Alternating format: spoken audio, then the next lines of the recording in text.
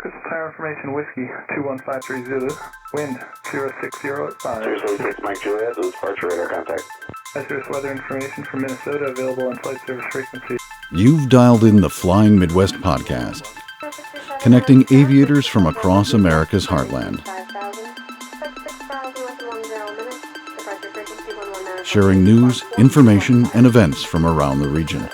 Calling Nancy 53 on Nova Tower, roger, turn left heading 070, runway 9er, clear for takeoff. Sit back, relax, and join our crew for some hangar talk as we discuss a wide variety of regional aviation topics. Departure 71143, flying flag, runway 28 left, quick takeoff, left hand southbound. And now, from our home at the Anoka County Blaine Airport, our checklist is complete, and we're ready for departure for another episode of the Flying Midwest Podcast. Contact departure on your flight. Well, hello, everyone. Welcome to the Flying Midwest Podcast. I am Jim. Joining me tonight are my co-host, Maddie. Hello. And the one and only Badger Pilot. Hey, guys. What's happening, guys?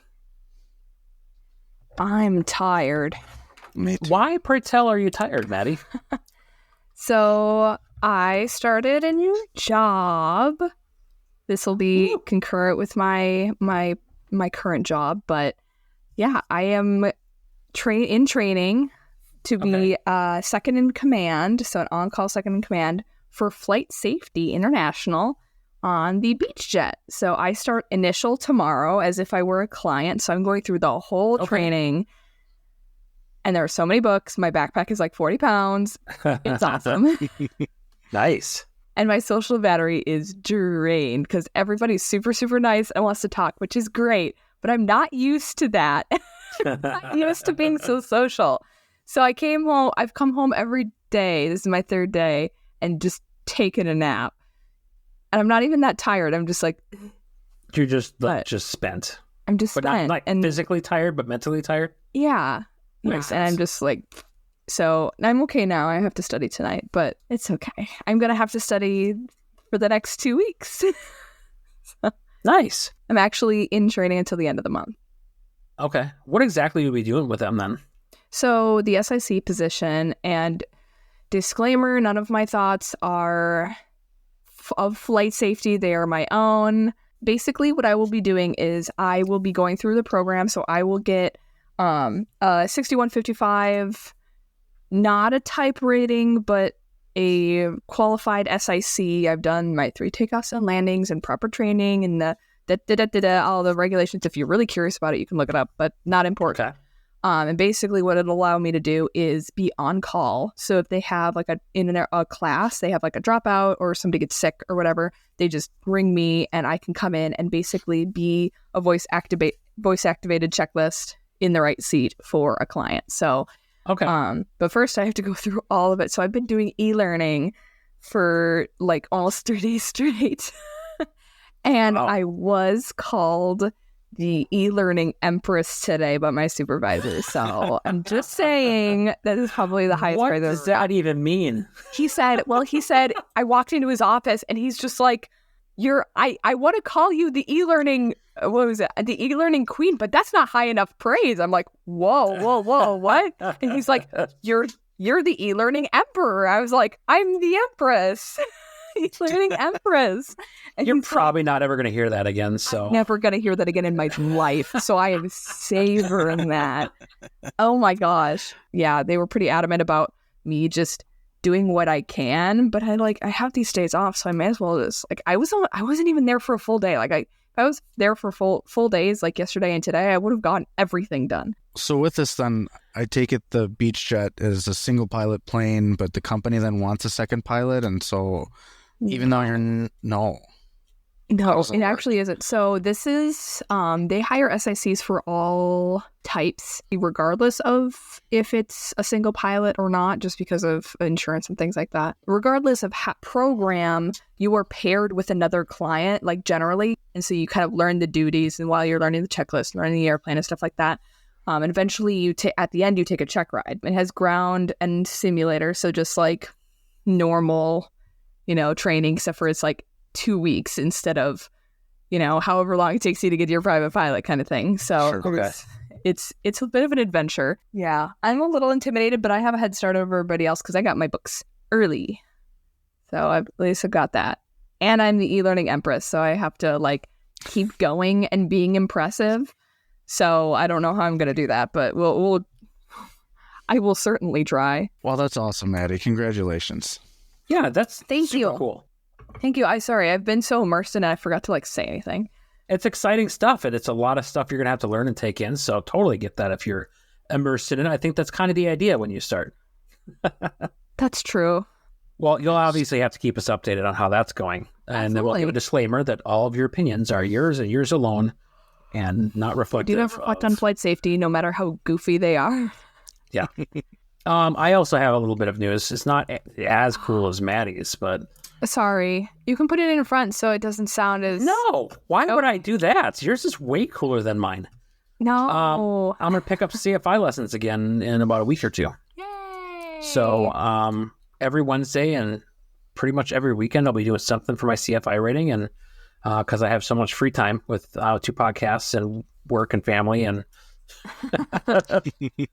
but I really want to get that rating done. So I'm gonna hunker down and start working on that. The cool thing is I always feel awkward bringing up the other podcasts on this podcast, like it's somehow I'm like it's double jeopardy or I don't know. No, it's fine.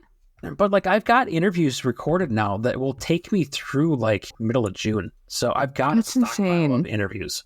Oh my gosh. Well, I worked like crazy to get a bunch of interviews done in December and January so that I'd have this stockpile to work off of. So realistically, to edit these episodes are so much easier to edit because Badger's not in them.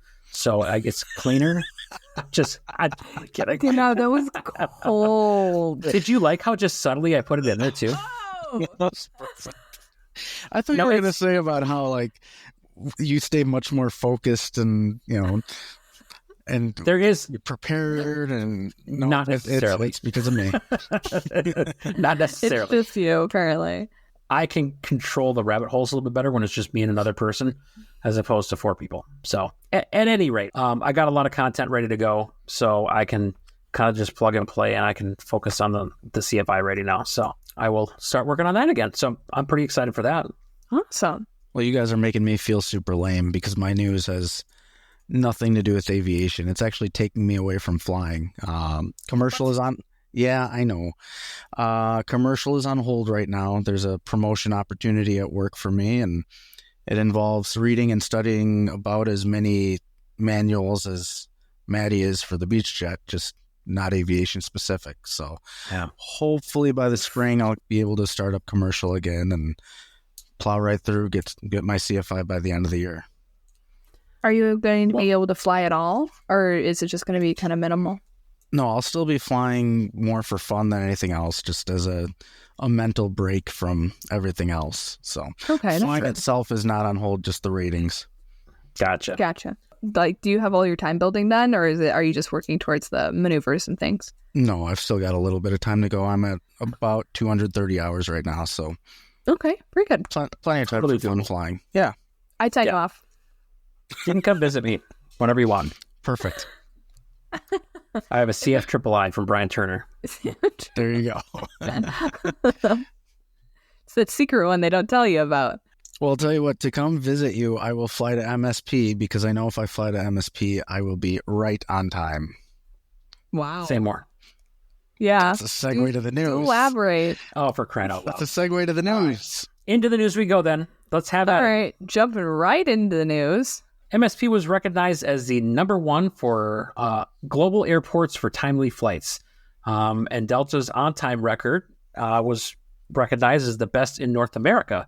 Obviously, MSP is a major hub for Delta. There's a lot of Delta aircraft that go in and out of there. It's interesting based on our timely Minnesota goodbyes. Yeah, right. I had to make the joke.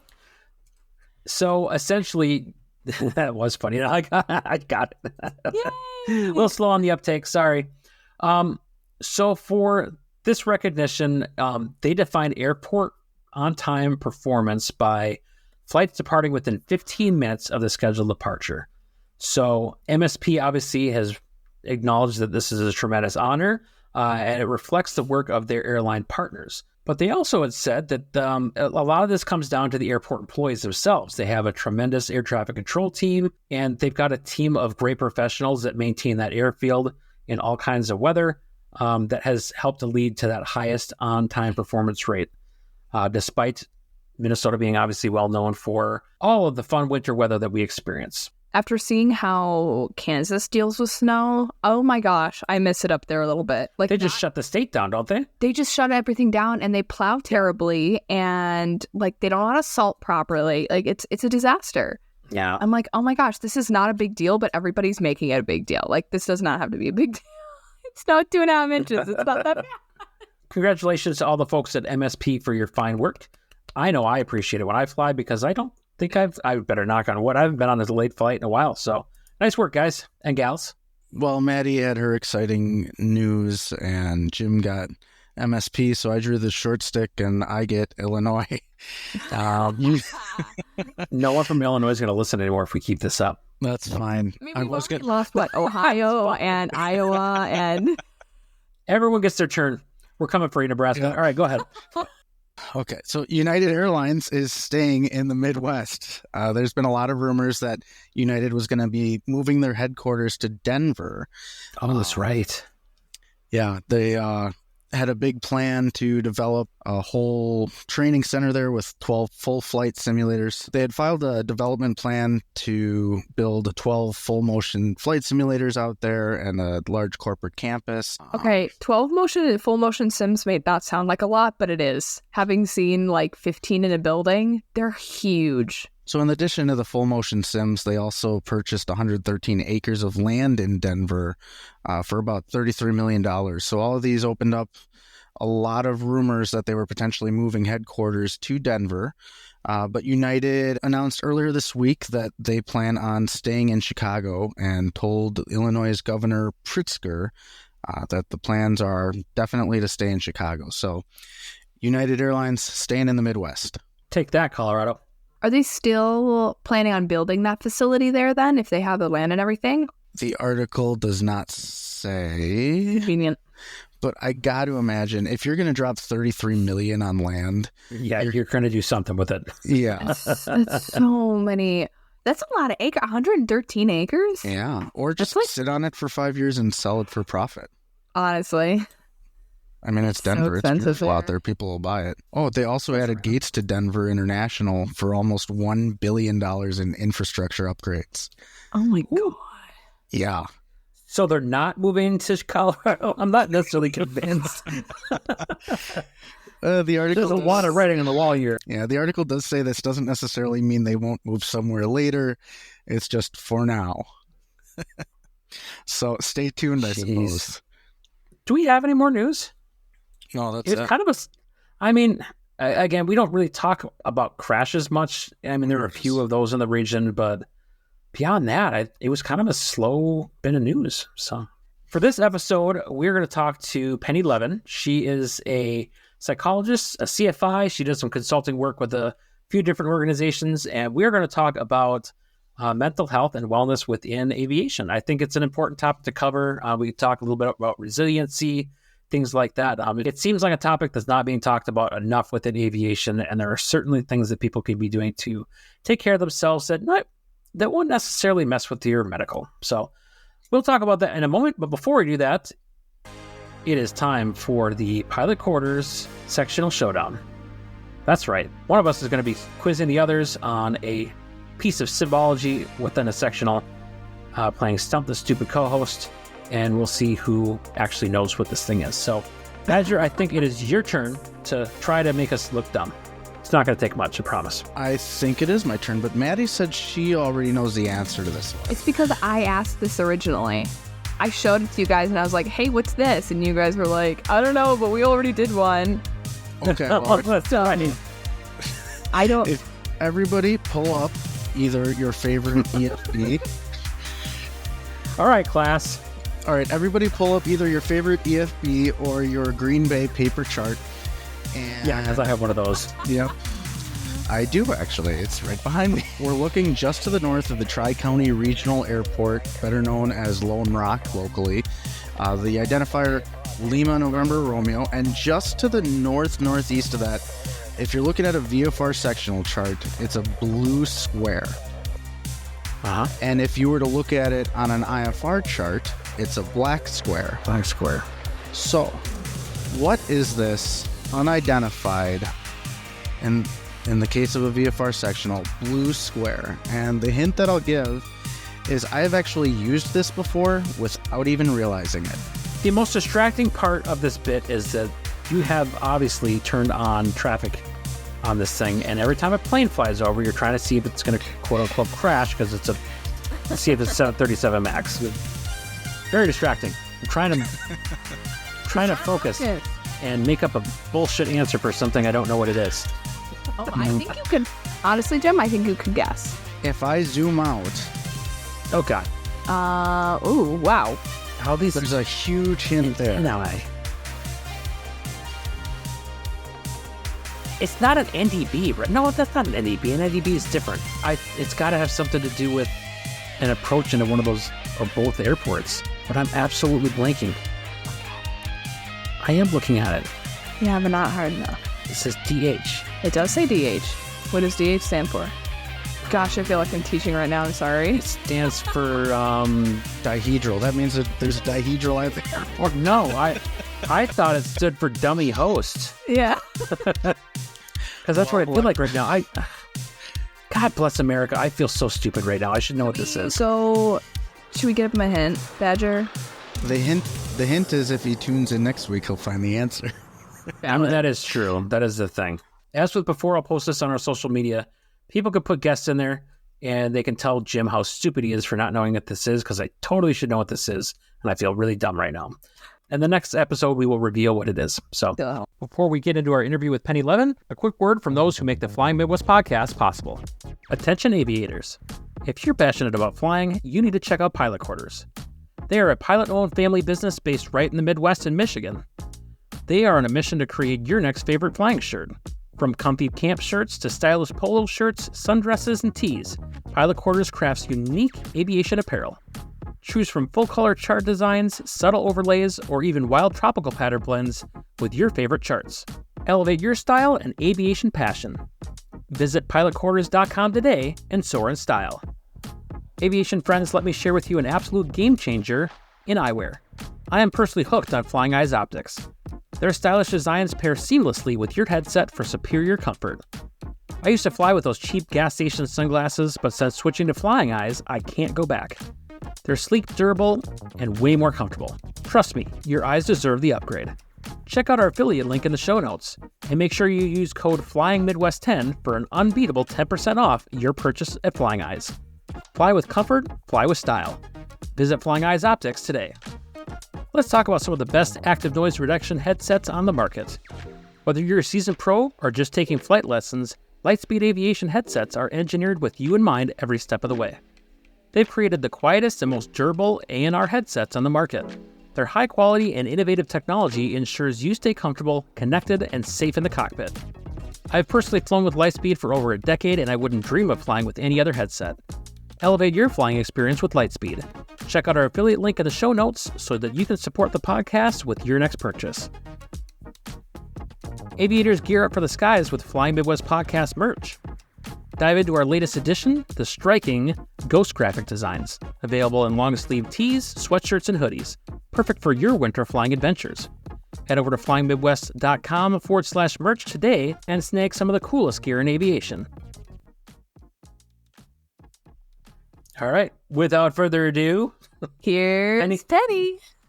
I will say, Penny, welcome back to the Flying Midwest podcast. Even though no one else has heard your interview but me and Maddie and Badger, welcome back. We're going to redo a podcast episode we attempted to record at Oshkosh, and the technology gremlins made our audio terrible. So we really appreciate you taking the time to come back and do this all over again with us. I'm really happy to do that. Thank you for having me back. Absolutely. So we're going to start off the same fun way we start with every guest, and like we did with you at Oshkosh, except for I changed the questions just a little bit, with our Fast 5 questions, which is just our rapid-ish response. It doesn't have to be one answer. You can elaborate a little bit, but it is supposed to be kind of quick. So I will just jump right into it. What is your favorite aviation movie? Top Gun. Well, let me ask you this. Do you think that the second one is as good as or better or worse even than the original? I like the What is it? original. I Like the original. Yep. All right. Next question. If you could have any aircraft to fly, you don't have to worry about maintenance costs, hangering, fuel, any of that. You could fly any plane that you wanted. What would you pick? Ooh, that is a tough one. Because you're talking to somebody who is just single-engine land. So I have to say that in my experience, if I could have anything, I'd have to go with the Cirrus. Cirrus, all right. I'd have to go with the Cirrus. It has that reputation of being sort of the doctor killer, which is what the old Bonanzas used to be. But it just seems, I used to have a wonderful little Diamond Eclipse that was so much fun. And I kind of figure if my Diamond Eclipse grew up, it would grow up into a Cirrus. That is fantastic. I started in diamonds. I have like almost 300 hours in them. I love them so much. They're just wonderful, wonderful little planes. Aren't they? Yes. I'm so glad you agree because everybody's like, I hate them. I'm like, why? Having never flown one, I'm kind of intrigued by them. They're fun. They're like race. They're like Yes. cars. Yeah. Somebody, when I first got mine, someone said to me, you don't get in and fly, you strap it on. Oh my God, you do. Yes. It just, You pull everything to you. You're just yes. in. It's also the best plane in the world for people who are shorter because the rudders come to you. And I have had so many experiences sitting in planes where my choices are the rudder pedals, seeing out, or being able to move the yoke. Have you thought about using like blocks on the pedals? Short round style. Last time I had blocks was a tricycle, the little girl. Yeah, that's. I'm not going to relive that nightmare. I'm sure it would work just the same. All right, in spirit of where we first had a conversation with you, favorite airshow venue? Oh, Oshkosh. Is there anywhere else? Come on. That is the right answer. Staying on that topic, favorite spot on the AirVenture grounds? Ooh, I'm trying to figure out among the restaurants what my favorite would be. But it's been a couple months now, so I'm going to have to defer on that. But it would be anywhere that is air-conditioned and serving food and possibly beer. My favorite spot quickly became the media tent. So, Okay. air conditioned, free water, sometimes serving food. In that case, I would have to change my answer and say it was the AOPA tent in the back where the staff were allowed to move. Because that's true. We had food, we had drinks, and it was cooler. That's the way to do it. We're simple creatures, us pilots. We just want air conditioning, food, and people that also like airplanes. I feel like that's simple enough, right? I feel like from the FOI stuff I've been reading, there is something about the hierarchy of needs, and I think that applies in AirVenture too. Yes. Yes. You'd have to sort of turn them around a little bit because I think air conditioning moves to the top of everybody's list out there. It does. Surprisingly, the best air conditioning I found was the AOPA Canada tent. They bring that air right down from Canada with them. I think that must be what it is, but they had phenomenal air conditioning there. All right, last question for you for the Fast Five. If you could meet anyone in aviation, dead or alive, and have a conversation with them, who would it be? Wow. Who would it be? It would actually be Jim Lovell. Oh. Yes, it would be Jim Lovell. And I think Sully would be a close second. But those are people who just, for me, represent the best that we have in aviation. They're guys who are able to be cool under pressure. They understand the machine. They understand human factors. and they're able to just do what it takes to get the job done. I love Jim Lovell in Apollo 13, so he did great in that movie. Right. Yeah. Well, he was in the movie. He shook Tom Hanks' hand when they got out of the carrier. Did a little cameo. Yeah. Well, and that whole Apollo 13 thing, he did a pretty great job with that too. So, like the actual mission, not just the movie. Yes, that's what I meant with the actual mission. You know, you think about what they were working with then. Right? Technology, my phone is probably 100 times more powerful than what they were using. They had slide rules. Right. I haven't seen a slide rule. It's a dead giveaway for my age. But I haven't seen a slide rule since high school. Oh, funny. Well, thank you so much for your answers on our Fast 5 questions. We are going to jump into the interview now. Badger, how about you take us away? I'd love to. Penny, if you could tell us how you got into aviation and a little bit of your aviation background. So when I was a little girl, I just wanted to fly. And that was not something little girls did back then. I needed a full scholarship to college, and I looked at the Air Force Academy and tried to apply, and I got a very polite letter that said, "Excuse us, it's come to our attention you're a girl." So I kind of went on and did psychology and basically pursued my life. And then for my 40th birthday, my husband got me a discovery flight at the local airport. And I got to tell you, I did not know there were small planes then. I honestly had no idea. So if you want to think about an expensive birthday gift, let's now move forward. Got my private, got my instrument, got my commercial, got my CFI, bought my adorable little diamond eclipse, and the rest is kind of history. From the day I started, I always wanted to put psychology and aviation together. So what drew you to psychology?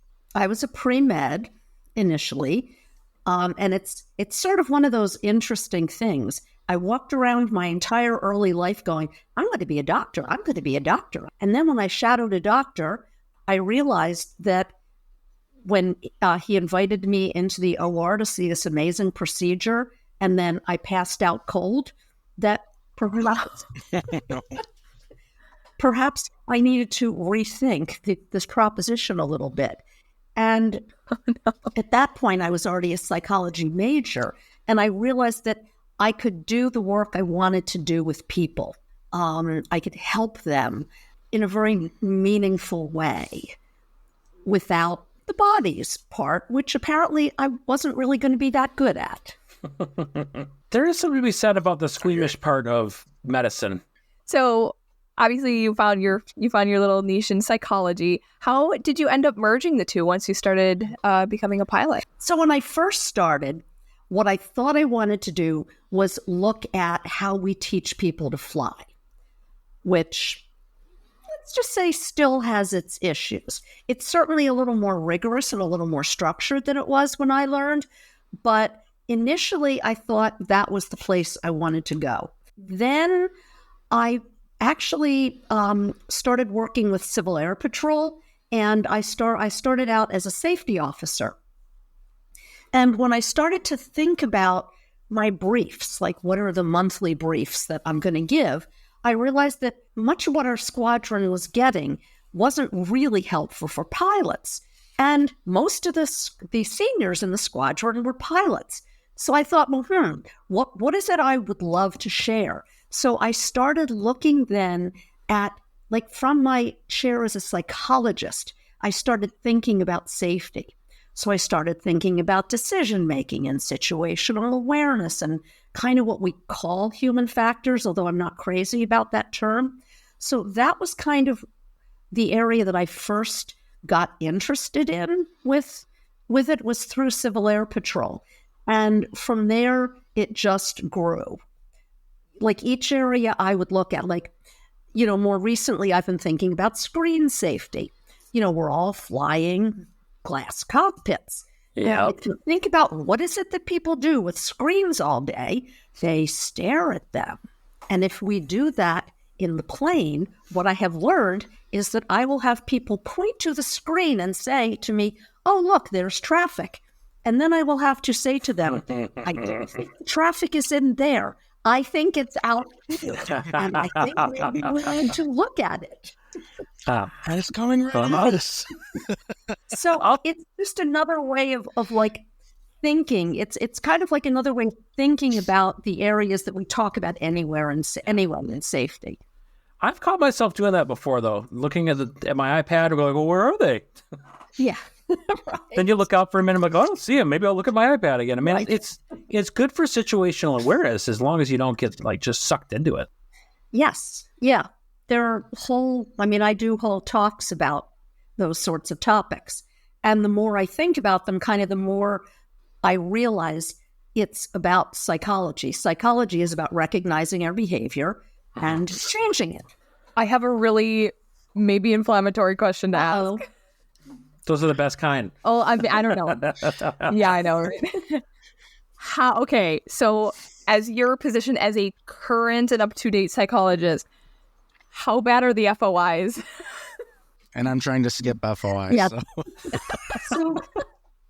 Well, it's actually interesting that you would say I'm trying to skip FOIs. Everybody wants to skip FOIs. But if you think about your role as a flight instructor, it's really about teaching. That's what it is. It's about fundamentals of instruction. Yes, I think they're terribly outdated. I think that we need essentially a huge culture shift in the field.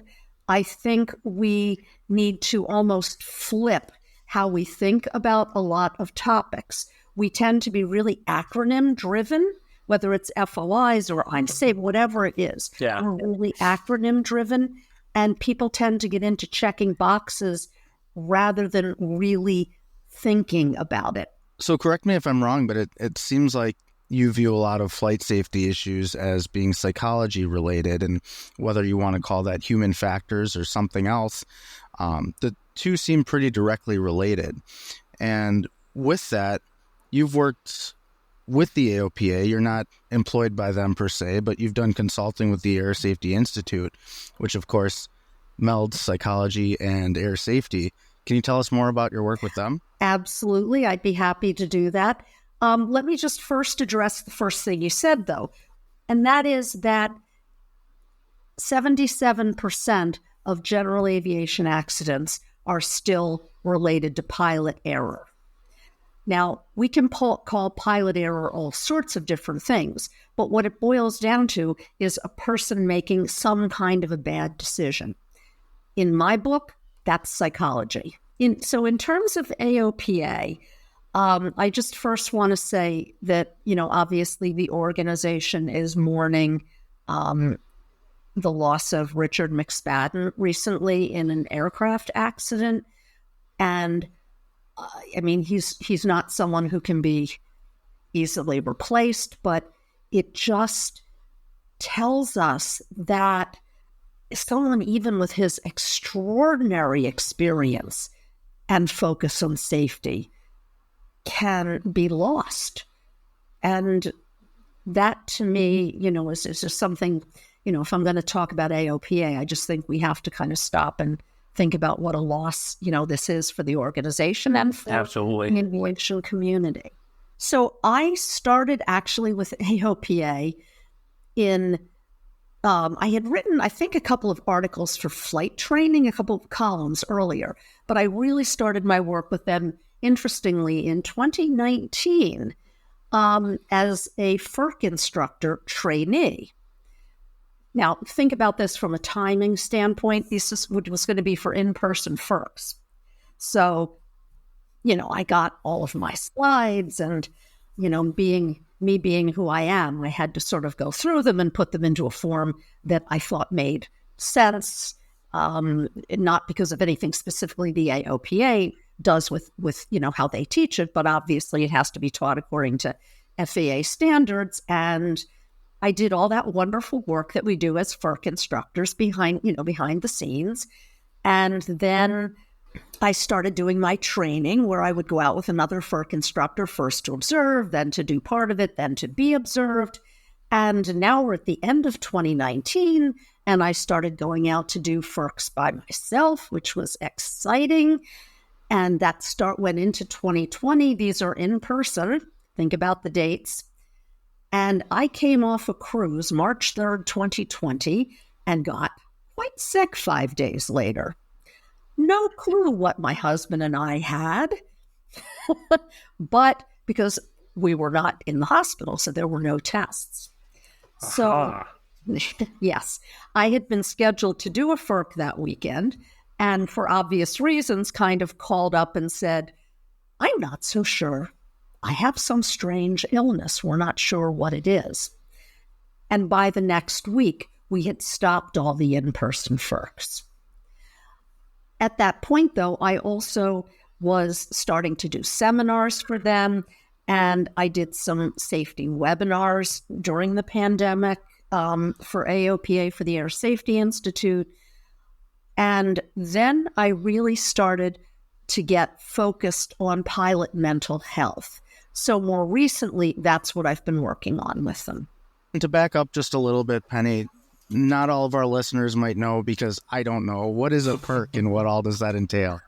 A FERC is a flight instructor refresher course. So your CFI, if you are a student, has to recertify in one of several ways every 2 years. One of those is through taking either an online or an in-person flight instructor refresher course.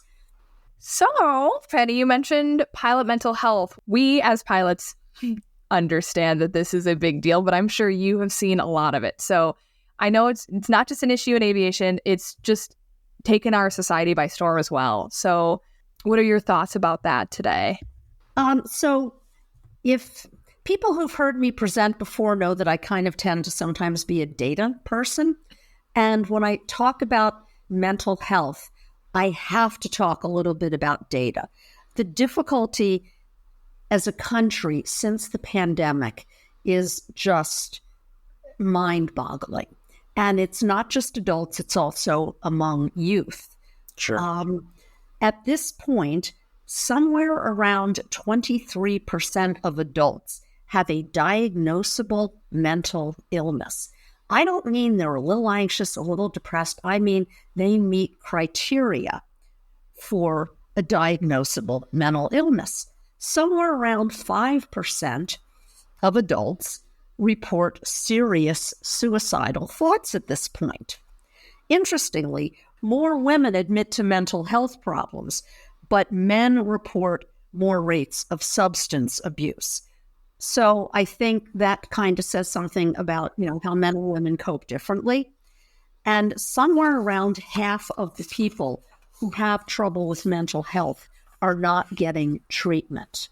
And if it's okay, just because of how serious this is, I kind of want to talk a little more about the numbers with this. Oh, sure. Between 2020 and 2022, there was a 7% increase in suicide deaths. And obviously, that's the latest year we have information on. Right. But last year, that's 2022, there were close to 50,000 suicide deaths in this country, according to the CDC. And it's going up every year.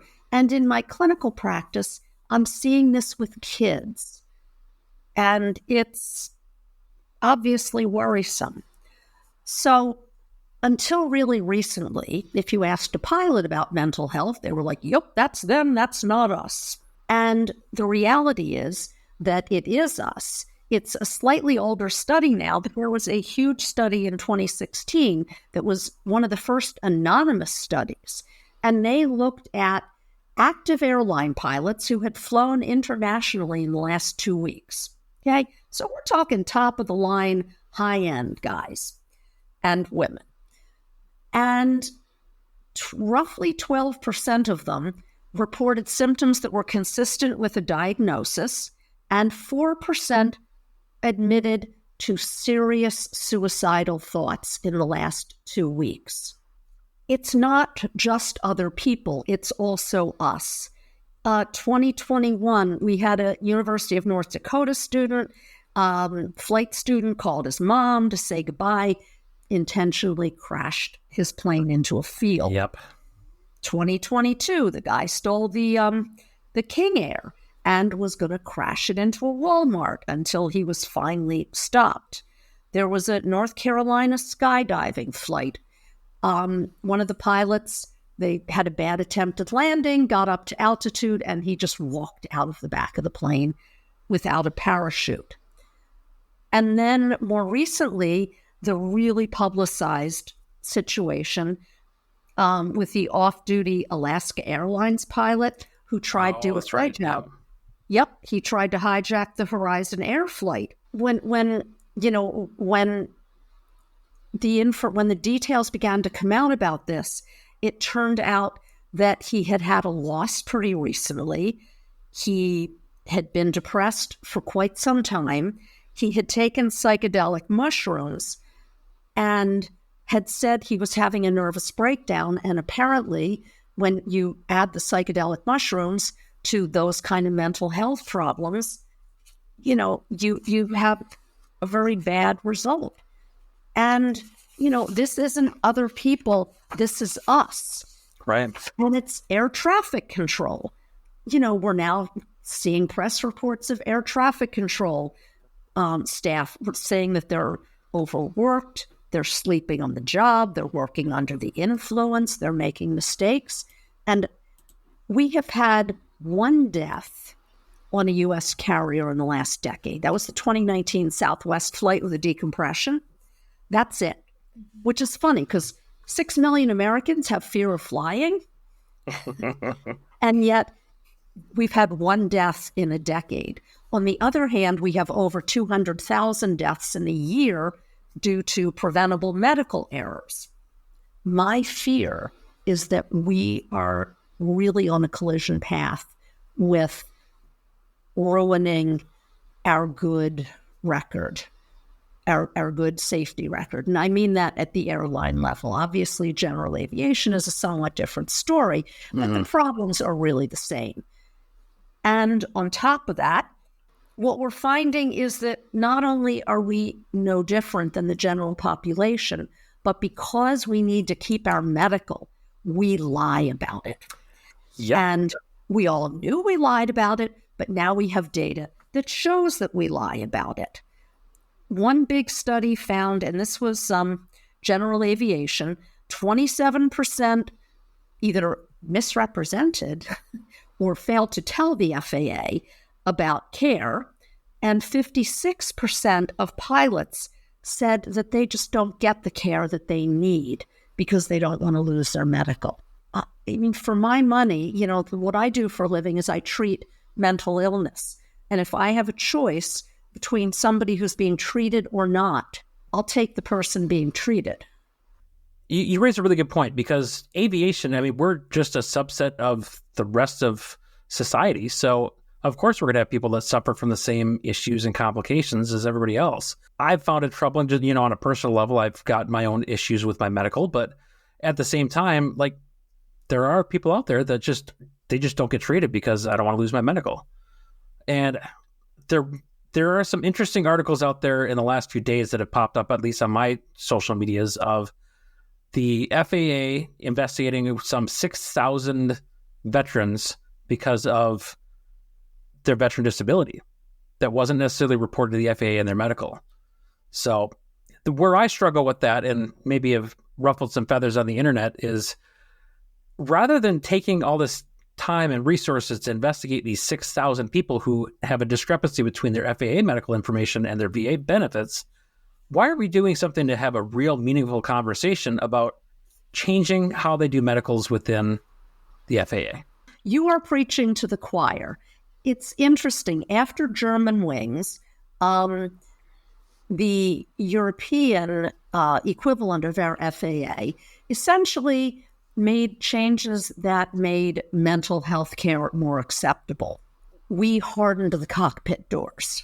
We essentially had a structural technical solution to a human problem. Yeah. what I think we see are technical solutions in this country to human problems. And several years ago, I actually was recruited for a job with Emirates Airlines to run their clinical psychology department. Now think about that a moment. Do you imagine any U.S. carriers have a clinical psychology department there to provide treatment for pilots and other flight staff? No. We have task forces. We're having an FAA task force, an NTSB task force.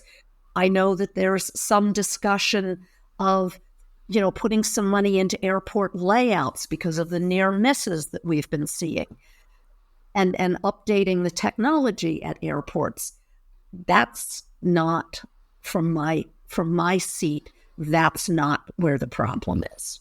And I think you bring up a really good point, too, that as a passenger, I'd much rather have a pilot that has admitted that they have some sort of mental health background and are being taken care of and treated for it, rather than somebody who's staying quiet and now potentially is a risk to everybody on the plane. So I think it's something we should probably be looking into, and not just the future, the very near future. I could not agree with you more on that. And it needs, there needs to be some structural change. Pilots, for whatever reason, this specific career, when we're being expected to work long hours in dynamic environments with very stressful situations, ever-changing situations with a few hundred people in the back, and it's all up to you. So, if that doesn't, make somebody think about, maybe, our pilots should be fit to fly. I think it's just a cognitive disconnect between what fitness to fly means on paper versus what fitness to fly means in real life. You have to be superhuman for whatever reason. So I think if we get away from that and maybe go the way of the Germans and be a little more accepting of, the fact that we got issues and we need to take care of them, maybe that would be a good idea. That I think things will move a little bit smoother. Part of the difficulty is the culture. What you're basically talking about is that's the culture. And the culture is, you're fine, you're just having a little trouble at home. And, if you look at reasons that are given when people wash out of training at the regionals, interestingly, you won't see mental health. You'll see family problems. When I think about family problems, I kind of equate them often with mental health. At least what the airlines offer largely is peer support. So peer support is wonderful, but peers really aren't in a position to know when somebody really needs help. And if the culture says, you're fine, and you're offered peer support, it doesn't help. And as the technology, and again, this is sort of one of the things I talk about sometimes in teaching, as the technology becomes more complicated, even minor anxiety and depression, I'm not even talking about diagnosable in the numbers I was referring to. I'm talking about what we call in my field subclinical, meaning anxiety and depression that is there but not enough for a diagnosis, causes trouble with working memory, attention, concentration, distractibility, something we call executive function, which is sort of your ability to manage complicated information. So the technology is more complicated. It requires those skills to a much greater degree than we used to need them. What we're flying now really requires those skills much more than we used to need them, and even low levels of anxiety and depression impact them. Low levels impact our sleep. Sleep causes fatigue. Fatigue impacts those skills. So I think that we're in this kind of vicious cycle right now. And no matter how you look at it, 77% of general aviation accidents are still pilot error. The planes are more reliable. There's all this technology for us to look at, and we are still the problem. So I want to touch on something that I think ties in with what we're talking about now, but also goes back a little bit on what you mentioned before about how you'd much rather fly with a pilot who is acknowledged some sort of, whether it be mental, physical ailment and is seeking treatment versus the other way around. So with some of the changes the FAA is looking at as far as like SSRIs and this one version of Wellbutrin, do you see the FAA continuing to move in that direction, or do you have an opinion on that? So far, what I have seen with the FAA is shifting policies around a particular class of antidepressant. Interestingly, if you look at effective treatments for low to moderate depression and anxiety, there are three things that are equivalent: medication, cognitive behavioral therapy, and exercise. So, of these things, the FAA seems to be focused only on as an intervention, and obviously exercise isn't considered a medical intervention, but the FAA is only focused on the medication. So you still are in trouble if, heaven forbid, you talk to a therapist or a psychologist. And what we have is sort of a proliferation of companies who are offering counseling and coaching. And it's a little unclear because if you listen to the people who have founded these companies, they'll say, well, we're providing these services. It's up to the pilot to report them or not report them. And some people are getting counseling and some are getting coaching, and it's only considered treatment if I give you a diagnosis. And the whole thing is kind of vague and a bit mushy. Doesn't help that, if you pay with cash, you don't have to, it doesn't go anywhere. So the FAA may as well not know about it. Correct. God forbid we have counseling for our issues. Yes, because that's much worse than having them with no help. I take a lot of the medical stuff with the FAA kind of personally just because of my own circumstances, because I've sought out counseling. With the job that I'm in, I've seen some pretty terrible things and I've suffered from it. So I've sought out counseling, I've sought out medications, and now I can go fly my airplane on basic med because my regular doc's like, you're good to go. But the FAA is like, oh, not so fast. So I get frustrated seeing that, I know that there's people out there that either they're lying on their medical or they're not seeking help. And in my mind, these are actions I had to take just for my own mental health and well-being. So I'm good with that because lifestyle-wise, I'm in a way better place than I was. But it really limits, like, if I ever want to do anything more in aviation beyond where I'm at. So it's frustrating. So, and it is frustrating. And the reality is that you are in the minority for admitting to it. Another 2022 survey, if I can do one more bit of data, I think you should. Yeah, found that 63% of GA pilots admitted to having untreated mental health problems for fear of losing their medical. Yep. And 49% failed to report that they take antidepressants because of how hard it is to get your privileges back after. Correct. And I was in that camp for a while I knew that I was having struggles with things and I didn't seek any help because I didn't want to lose my medical until a point where I have to go talk to somebody. Mm-hmm. So that is a good segue into our next question. I think it would probably be in everyone's best interest if we talked a bit about what are some techniques or tactics that pilots can be exploring to better care for themselves in a mental health space. That actually, I'm really, really glad that you're asking that question. As I said a few minutes ago, there are 3 effective treatments for situational and mild to moderate anxiety and depression. They are exercise, cognitive behavioral therapy, and medication. Exercise is incredible in terms of the impact that movement has on both physical and mental health. Exercise and moving is one of the first things that I try to get people to do if they're not already doing it when someone comes to me for treatment. And it's not something that every psychologist even asks. It's part of my standard intake. It's just so critically important. And, diet, what we eat can impact our mental health. Obviously, sleep. We all know about difficulties with fatigue. So there's an area called sleep hygiene. Oh, my wife sent you. We talked about this at Oshkosh. Yes. Yes. Carry on. I'm sorry.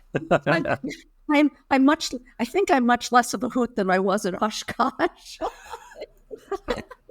That is not true at all. Oh, Yeah. No. You're still a hoot. Okay. So, there are things that sound sort of dumb, like get to bed at the same time every night. Keep your room cool and dark. Avoid the screen at night. Do not have your phone next to you in the bed, because then you will start using your phone in the bed, and that will interfere with your sleep. So, I was talking about cognitive behavioral therapy. Interestingly, elite athletes are now allowed to have mental health problems and talk about them. Like, think about Michael Phelps, Right. Simone Biles.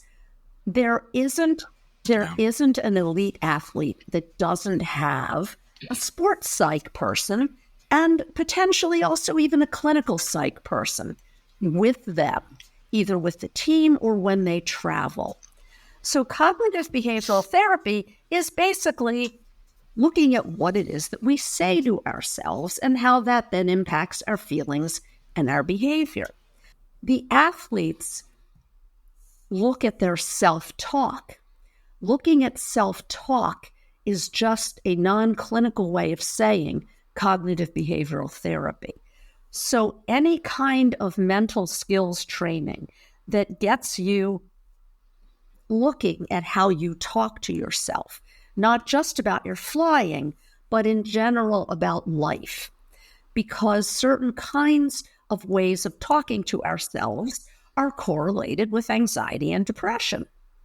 One thing that pilots can absolutely do is to take a look at any kind of mental skills training that deals with self-talk in whatever format they want to look at that in.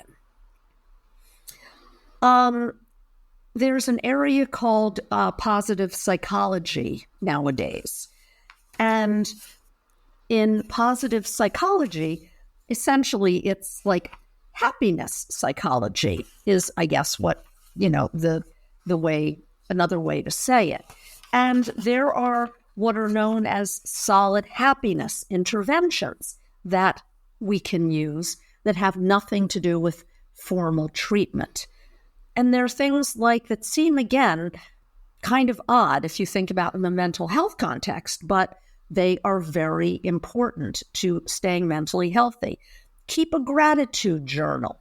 I have people write down at night 2 things that they're grateful for today. And they don't have to be huge and monumental. They can, like today, before the podcast, I was at my my kids and grandkids' house, and I just was so grateful to be part of this little birthday celebration. Sure. Random acts of kindness have been shown to be really good for mental health. And again, they don't need to be, I'm paying the check of a person next to me in the restaurant.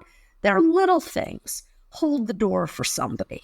Just having a thoughtfulness about doing nice things for people. Staying connected. Setting meaningful goals for ourselves. These are all areas of self-care that are correlated with, maintaining our mental health. Mindfulness is another area, and it's not for everybody, But, mindfulness meditation is also something people can do at home. And that has been shown to have really positive effects. So there's a lot that we can do without having to get into formal therapy that maintain our mental health. I think as you talk too about like those random acts of kindness and some of those things like that, just being intentional, and I think in some respects breaking the cycle of the negativity that can surround us sometimes. And that is beyond just my profession. That's the world in general right now, because I think that you've got so many news media outlets that it's all about what's the most inflammatory story we can get out there to get the clicks and the likes and all of our advertising dollars. And then you've got the social media algorithms that are looking at, well, what do you look at? And how can we further, if you're in a bad spot and you're looking up things that are, I'm angry with this political thing, it's going to keep feeding you that angry political thing and just get you even more fired up. So it's a constant onslaught of these negative stimulus. So I think that you make a really good point about being intentional with those positive interactions that you can have, or mindfulness. Yes. Well, I don't know about your phone or computer, but I have to actively turn mine on and go to those places to access all that negativity. So at certain times, I find I just don't do it. And again, with the work that I do, particularly since the pandemic, I also hear a lot of negativity. And I don't mean people being negative, but just difficult things in people's lives. And I turn that stuff off. I limit my access to it because I can't do what I do for a living and hear that most of the time. Well, and truth be told, like for me, it's not anything I need to report to the FAA, but this podcast and the other podcasts that I do those are my happy spots too, because I can remove myself from those negative things. And we sit and we BS about airplanes and aviation stuff. And it's awesome. Yes, it is awesome. And I am actually really happy to be part of it. Do I have to pay you for this session then, or? Is there anything else that you want to cover, Penny? Given how many people are avoiding care, just a couple of words about how to know if you really, really need to talk to somebody. It's fine. You're a little anxious. You're a little depressed. We all have our ups. We have our downs. So I just want to talk for a minute or two about how to know. Like, I'm stressed all the time. Depressed is just kind of how I am. I'm debilitated by anxiety in a way that keeps me from doing stuff that I normally would do in life. Being sad all the time, losing interest in activities that we like normally, and getting isolated. Isolation has become a huge concern since the pandemic, and isolation also exacerbates mental health problems. Finding yourself like sleeping all the time or not sleeping much, eating all the time or not eating much, little more alcohol use than lot more alcohol use than is typical. Sure. These are the sorts of things, obviously, if you're having extreme highs and lows, or, you're thinking about killing yourself or hurting yourself or being overly suspicious, those are the kinds of signals that everybody knows are dangerous. But, some of these others are also really warning signs. And that's the time where, sometimes you just have to risk your medical and get the help you need. Hey, Badger. Hey, is it that time? I think it is. Take it away. I get the honor this time. You do. This is exciting. Yes. Don't mess it up. This is a first. There's a lot of pressure. Okay. Don't throw it up. I'll take it back. I'm feeling the pressure. It's a lot of external pressure right now. Penny, can you tell us your aviation unpopular opinion? This will come as absolutely no surprise to you. Oh, try us. Yes. I think that the FAA is addressing a human problem with technological solutions and task forces. And I think until we start addressing the human problem with human solutions and having people who are both pilots and psychologists involved in the discussion and looking at it from some of these viewpoints that we've been talking about, we are not going to get anywhere with this. Popular with me. Yeah, I'm Well spoken. sorry, Penny. That's popular with me. You're right. Yeah. Yeah, it's popular with us. As a complete aside to that, I knew this question, obviously was coming, and I was doing a talk and I was finishing up a lecture and and it was on this topic and, fielding some questions from the students. And one of them asked essentially about what I thought the FAA should do and what I thought needed to happen with this. And that's when I formulated this answer. And one in the class then said to me, "That sounds like the response to an interview." And I said, "Yes, and I think I'm going to use it for one in a few days." So you got to practice this answer. I got to practice this answer. Well, just so I know what to expect with our podcast audience, was it well received with the class? Hard to tell. Well, Penny, this has been an absolute treat to talk to you once again. I hope that our listeners get to actually listen to this episode we recorded as opposed to the last one.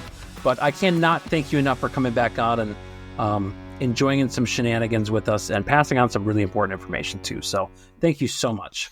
Thank you so much for having me. I really appreciate it. All right. Thank you again to Penny Levin for joining us on this episode of the Flying Midwest podcast.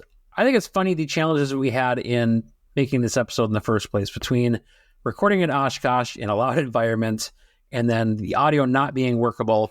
And then when we have her on, we weren't sure if when we recorded this time, if it was going to save. Oh, if it was going to save. So, I will say. That's right. Oh, gosh, I forgot about that. Huge thank you to Penny for even the possibility of coming to record this a third time, because I think she totally went on it. She's a great sport, absolute riot to talk to. So thanks so much, Penny, for being a part of the program. Mm-hmm. I think it's a blessing in disguise that the first recording was such garbage, because we were all dying and it was loud and silly and it was really, really scripted. It was, but also so kind of a disaster. And I feel like this one went on like way, way better. It was so much better. Yeah. So. And Andrew actually got to participate in this interview as opposed to listening, kind of like he did last time at Oshkosh. So, hey, what are we going to talk about on our next episode? Someone want to talk about that? So on our next episode, we are excited to welcome Matt Teller, who is a DPE from Wichita, Kansas.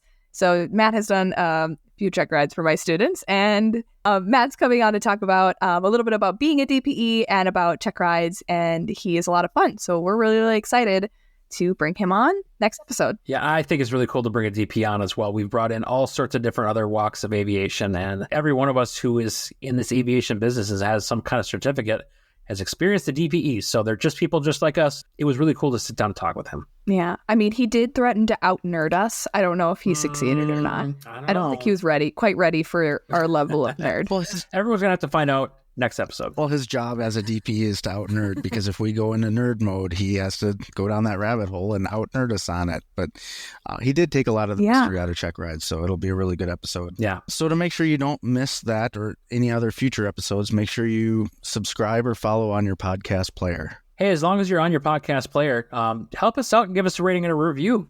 That helps us grow the podcast as well. Another thing that you could do to help us out is check out our merch. We've got all kinds of apparel at flyingmidwest.com/merch. Hey, and if you want to reach out to us, you can contact us on any of our social medias, or you can reach out by email, flyingmidwestpodcast@gmail.com. We would love to hear from you, and if you leave us a kind message, we may even read it on the program. Also, if you got any ideas for future episodes or want to be a guest, you can contact us there too. Speaking of social media, we are launching a Discord community for Flying Midwest Media. It is for both the Flying Midwest podcast and Fly the Transition. You can reach out via email and let us know you'd like to be a part of it. We'd love to have you as part of the community. And don't forget, if you find yourself on Facebook or Instagram, definitely check out our post. And if you know what the little blue box is, please let us know. And if you don't, please let us know. Or if you want to make up something funny, please let us know. Or if you want to tell me I'm an idiot for not knowing what it is, please let us know. I'll definitely be doing that. We do read the answers, so if you make them entertaining, they may end up on here. So, all right, thank you so much for joining us on this episode of the Flying Midwest Podcast. And until next time, See ya! see ya! flip! Flight Chef 536, contact Minneapolis Center 132.35. Good day. Thanks so much for joining us on the Flying Midwest Podcast.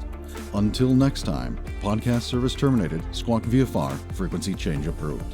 Good day.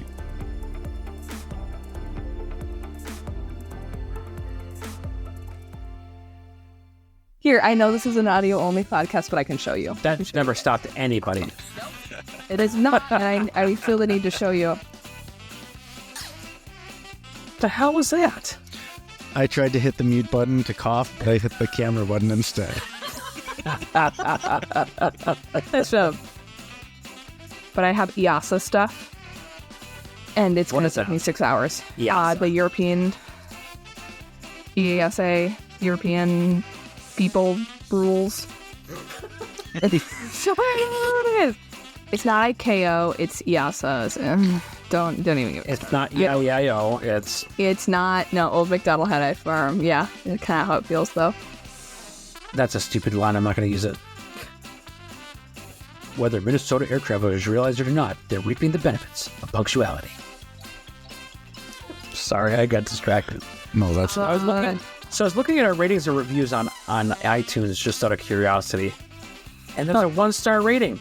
Badger, was this you or? no. I gave a 5-star rating and an awesome review. We got a 1-star. Oh, it does say your name right on there. So, Somebody said see ya at work to me today, and I had to resist. My daughters always say see ya. We don't say goodbye at my house anymore. We say see ya. That's adorable. That's really cute. Also, I interrupted both of your guys' news, so please cut me out of that. no, I'm going to leave you in there. You're rude interrupting. I don't know what possessed me to be obnoxious today. The world needs to know how rude you really are. I'm really feisty tonight, aren't I? You are. Lately, but I don't understand the point of the countdown. I say when I'm going to record. Everyone should know when it's going to record because then a red light turns on. So, What if, like, somebody's picking their nose or something? oh, that could. I know. And they have 5 seconds Wrap it to up. finish. Yeah. Let's get going. Oh, jeez. I had a wrestling coach that said, everybody picks their nose. It's what you do with it afterwards that defines you as a person. Do you have an opinion on that? I said that really high. Jeez. So, sorry. You want to take out, Joe? Were you, sorry, I didn't hear your dog. I thought you were starting to talk. I was starting to cough. Oh. But you need to make that I clear. thought I did when I coughed. Go ahead, Maddie. Actually, that's cute. Sorry, you have to cut that too. Very She's fine. me. Right. Well, I mean, I bet she has some numbers too if we ask her. yeah. I didn't say this. See, this will be cut. That's what you think. Don't worry. Anything dumb you say, that's 10 times dumber. Don't worry. You right there, Maddie? Oh shoot, I wasn't That muted. was I'm sorry. really loud. I'm so sorry. I thought I Fine, muted make me myself. grief. That wasn't very good. It was just. I think you should leave. No, you Okay, should, that's no, how no, it sounds you should leave sometimes it. with the radio. Okay, because in Letterkenny, when they had fart book, he had that third fart that he didn't want to do, but it was natural. Just leave it. And now we've got our outtakes. That would be for you. Yep.